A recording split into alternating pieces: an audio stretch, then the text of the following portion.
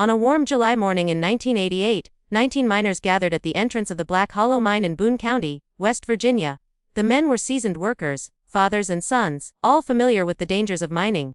They joked, smoked cigarettes, and drank coffee as the sun rose behind them. At exactly 6:15 a.m., they loaded into the elevator cage that would take them down more than 900 feet beneath the surface. Witnesses recalled how the last miner to step inside, a 27-year-old named Richard Lawson, turned and waved to his wife, who often came to see him off before her own shift at a nearby diner. That was the last time anyone ever saw them alive. The elevator descended smoothly, its rattling echo fading into the dark shaft. Above ground, the foreman checked his watch and made a note in the logbook. Shift begins. 19 men down. Hours passed without incident, but by mid-afternoon, when the first cart of coal was expected to surface, nothing came. The tracks remained empty. Calls down the communication line to the miners were met with silence, though the line itself showed no sign of malfunction. By 6:00 p.m., when the shift should have ended, the cage came back up, empty. No men, no tools, not even dust disturbed on the metal floor. Panic spread quickly. Families began to gather at the mine entrance, demanding answers. The company ordered emergency rescue teams into the shaft, who descended with fresh lamps and oxygen. They searched every chamber, every tunnel that was mapped, calling out the miners' names. Their voices bounced back in eerie echoes, but no reply came. Not a single pickaxe, lunch pail, or glove was found. It was as if the 19 men had never stepped foot into the tunnels at all. By midnight, the search had widened deeper into the mine. Rescue crews reported hearing faint metallic noises, almost like hammering, far below the documented levels of the shaft. But when they tried to locate the source, the tunnels ended abruptly at rock walls. Geologists confirmed there were no mapped extensions in that direction, no logical place where those sounds could have come from. To make matters more unsettling, several rescuers swore they felt sudden bursts of cold air, though there were no drafts or ventilation systems in those areas. Above ground, fear turned to hysteria. Some families accused the mining company of hiding an accident, perhaps a collapse or toxic gas leak. Others whispered darker explanations, that the mine was cursed, or that something far older than the mine itself had taken the men. By dawn, after 24 hours of fruitless searching, officials halted operations to reassess safety. The families of the missing miners were left to stare into the yawning black mouth of the shaft, waiting for answers that would never come that night.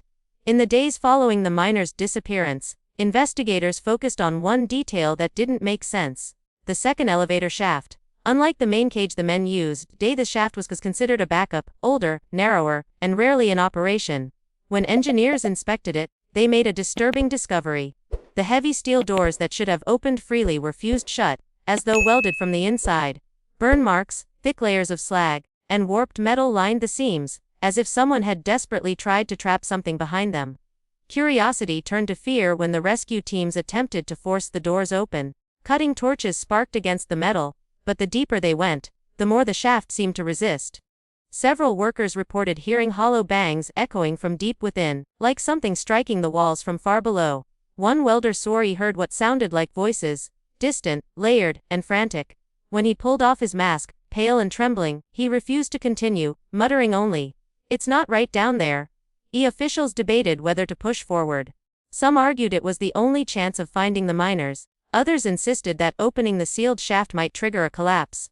On the third attempt, as the cutting team advanced nearly halfway through, a violent tremor shook the mine. Dust rained down from the ceiling, rocks splintered, and the steel frame of the elevator cage groaned as though something massive shifted below. Terrified, the rescuers scrambled out, abandoning their tools. The shaft fell silent again, leaving only the scorched scars of their unfinished work. The company issued a public statement the next morning, claiming the secondary shaft was structurally unsound and too dangerous to explore. They insisted it was unrelated to the disappearance, and ordered the area sealed off entirely. But whispers spread among the rescue teams. Men who had seen the molten seams up close, who had heard the knocking in the darkness. Some believed the miners themselves had sealed the shaft from inside, barricading themselves against something they had found in the lower tunnels. In the nearby town, rumors grew wilder by the day. Old-timers said they remembered the shaft being closed once before, decades earlier, long before the 19 men ever set foot inside. No one could agree on why it was abandoned, but one detail kept resurfacing. A foreman in the 1940s had reportedly warned his crew never to touch the second cage.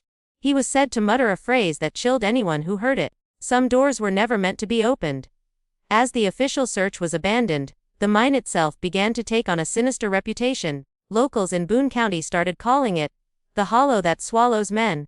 Even people who had worked there for decades avoided the old entrance, claiming the air around it carried an unnatural chill. Teenagers dared each other to step near the rusting gates at night, but most never got closer than a few yards. Those who did swore they heard faint metallic sounds from below, like the rattle of chains or the echo of picks striking stone. Among the older miners, the whispers were far more disturbing.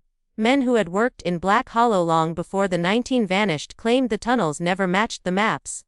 New corridors appeared overnight, branching into the rock where none had been before, while other passages suddenly ended in solid walls.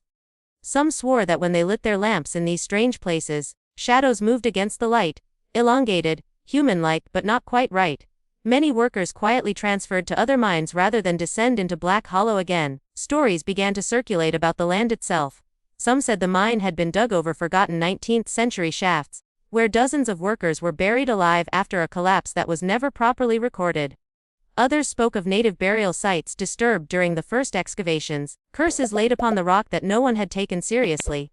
By the late 1980s, when the 19 disappeared, whispers of the old tunnels and the ones that breathe had already become part of local folklore. Stranger still were the accounts of people living near the mine. Several families reported hearing voices carried on the wind at night, low and muffled, as if dozens of men were calling from beneath the earth. Some swore the voices called their names directly, luring them toward the entrance. A farmer once claimed that, at dusk, he saw a line of helmeted figures standing at the edge of his field, their lamps glowing faintly. But when he ran toward them, they vanished into the tree line, leaving only the smell of coal dust in the air. Fear soon blended with superstition. Churchgoers whispered that the mine was a gateway, a wound in the earth that should have been left closed. Children were warned never to play near it, and travelers passing through town often noted the strange silence that hung over Black Hollow, as though the birds themselves avoided the sight. To this day, older residents insist that if you listen closely on certain nights, you can still hear the cries of the 19 miners, carried up through the soil, trapped forever in a maze of tunnels no living man has ever mapped. After the official closure of Black Hollow Mine, silence fell over Boone County. The heavy gates were welded shut, warning signs posted, and the surrounding land left to rot. For a time, the tragedy faded from headlines, but for the families of the 19 men, the wound never healed. Wives raised children alone, mothers grew old waiting for closure, and sons became miners themselves in other towns, still carrying the memory of fathers who had walked into the earth and never returned. The mine itself became a ghost on the landscape, a scar everyone saw but no one dared touch. By the mid-1990s, weeds and wild trees had begun reclaiming the entrance. Rust streaked down the steel frames, and water pooled at the edges of the collapsed roads leading to the site. Yet locals whispered that the mine was not truly silent. Hunters spoke of hearing faint clatters from beneath the ground, like chains dragging or rocks tumbling deep below. Some late-night travelers reported seeing pale lights flicker through cracks in the old earth, as though lanterns still burned in the tunnels, far beneath their feet. Rumors of a cover-up never disappeared. Some believed the mining company had discovered hazardous gas pockets or toxic leaks and silenced the truth to avoid lawsuits. Others whispered of stranger theories that federal agents had arrived days after the miners vanished, quietly hauling equipment into the sealed shaft. Witnesses claimed to see unmarked trucks parked near the mine at night, carrying away sealed crates. No records of these visits existed, but the whispers spread, feeding the belief that something buried in Black Hollow was never meant to be uncovered. As years turned into decades, curiosity gave way to dread. Teenagers who sneaked into the area often returned shaken, describing the feeling of being watched, their flashlights flickering at the entrance as though batteries drained faster near the mine. A few brave thrill-seekers claimed to have climbed the fence, only to hear whispers from below that seemed to call them by name. None stayed long. Town sheriffs grew used to chasing away trespassers, warning them that the ground itself was unstable. Yet even lawmen admitted, off the record, that there was something wrong with that place, something they couldn't explain. By the 2000s, Black Hollow Mine had become less a tragedy and more a legend. Documentarians, paranormal investigators, and conspiracy theorists visited, each spinning their own version of what had happened in 1988. Some said the 19 men had discovered a hidden chamber beneath the earth, one that should have remained sealed. Others believed the miners had never disappeared at all, that their bodies were buried deep within, protected by officials who knew the truth. Still, no one dared break through the welded gates, For nearly 40 years, the mine remained untouched, a tomb of secrets waiting beneath the soil. In early 2025, Black Hollow Mine had long been forgotten by most of the outside world. The surrounding forest had grown dense, covering the roads and swallowing the rusting fences that once kept trespassers away. But when a development company purchased the land with plans for new housing, crews arrived to clear the overgrowth. On the third week of work, a bulldozer struck something metallic buried beneath layers of soil and stone. At first, the workers assumed it was just old mining scrap. But as more earth was removed, the outline of an elevator cage began to emerge. Intact, rusted, and sealed tight, the discovery sent shockwaves through Boone County. Locals recognized the structure immediately. It was the missing secondary elevator, the same shaft that had been welded shut in 1988. What baffled investigators was how it ended up buried so deep, far from where the original entrance had been mapped. The cage had been entombed beneath nearly 30 feet of rock and packed earth, as though the ground itself had swallowed it whole and sealed it away. Some workers swore the cage looked as if it had been pushed upward from below, not buried from above. When crews approached to examine the elevator more closely, they noticed strange markings along its frame. Carved into the corroded steel were symbols that no one could immediately identify: spirals, jagged lines, and what appeared to be crude human figures, their arms raised as if in warning. Archaeologists were called in, but none could match the markings to any known culture. The strangest detail came from the welds themselves. The seams were clean, precise, and unbroken, even after nearly 4 decades underground. Whoever had sealed the elevator had done so with intent, and with great skill. Speculation ran wild as news spread. Some believed the miners themselves had resurfaced the cage, trying to escape before sealing themselves back inside. Others whispered darker theories, that something else had risen with it, and the welds were not meant to trap the miners in, but to keep something else from getting out. The families of the 19, now much older, gathered at the site once more, demanding answers after nearly 40 years of silence. Their faces were lined with grief and age, yet their hope flickered anew at the thought of finding even the smallest clue about their loved one's fate. Despite the warnings etched into its surface, officials decided to open the cage for investigation. A temporary structure was built around the site, and security guards kept watch day and night. Workers reported hearing soft, rhythmic tapping from inside, though no one could confirm the source. Some claimed the air around the elevator grew colder the closer they stood to it, as if it were radiating a chill from deep underground. By the time the welds were finally cut and the heavy doors creaked open, an expectant silence fell over the crowd. Everyone holding their breath, waiting to see what secrets had been hidden in the dark for nearly 4 decades.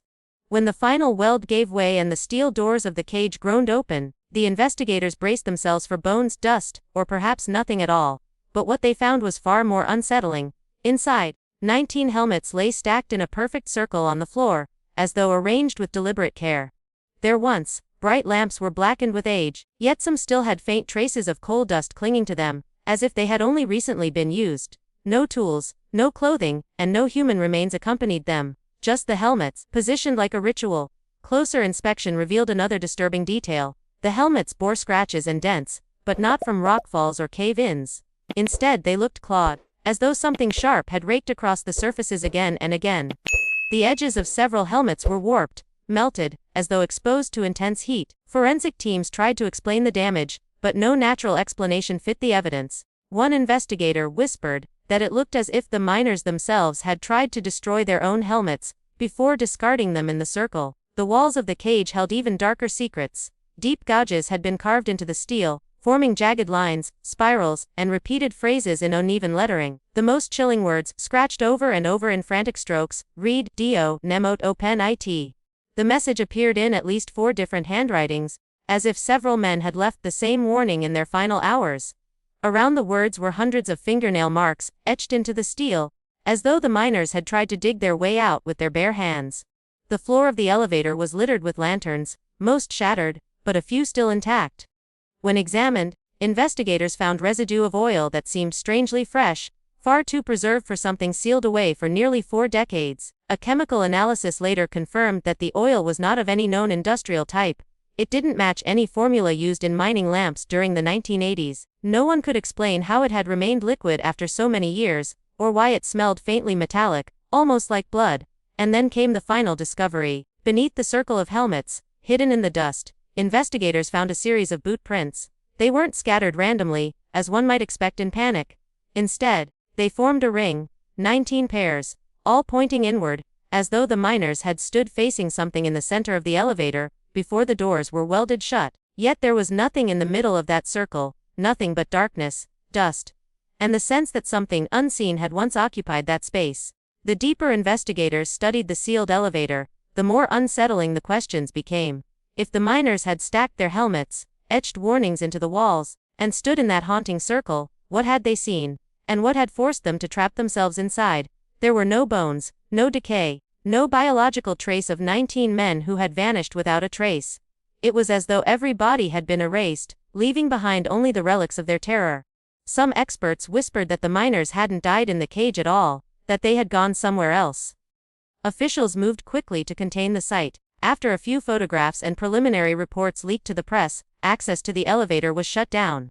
Witnesses described men in plain clothing, federal agents, perhaps, arriving with heavy crates and equipment. The entire area was sealed with fresh fencing and armed guards.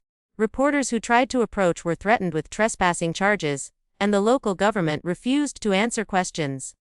For the families of the missing miners, it was another betrayal. Nearly 40 years of silence, and still no answers. But whispers leaked out from the workers who had been closest to the site. They claimed that before the cage was sealed again, faint sounds began to emerge from the open shaft below.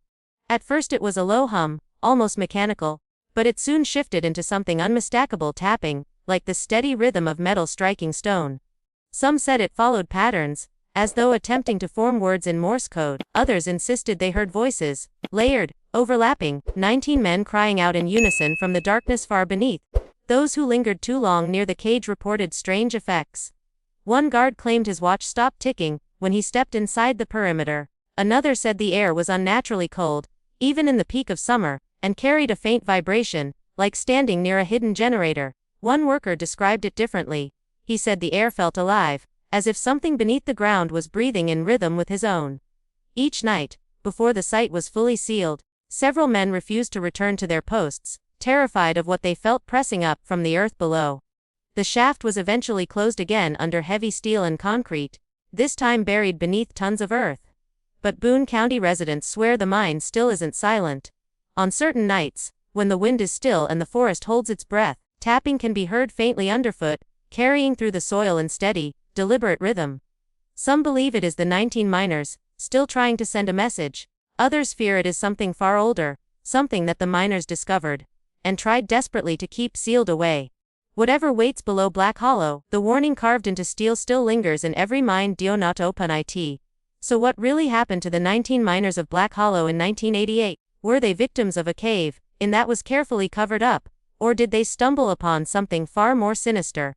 Something that could never be explained by science or reason. The helmets, the warnings, the voices in the dark. None of it fits into a neat explanation. What we know is this: the elevator was sealed for a reason. The men who vanished seemed to understand that opening it would unleash something the world was never meant to see. Yet, decades later, curiosity and human hands pried it open again. And now, the whispers are returning. Perhaps the 19 miners were not lost at all. Perhaps they are still down there, waiting, tapping, trying to remind us of the only message they left behind. Do not open it.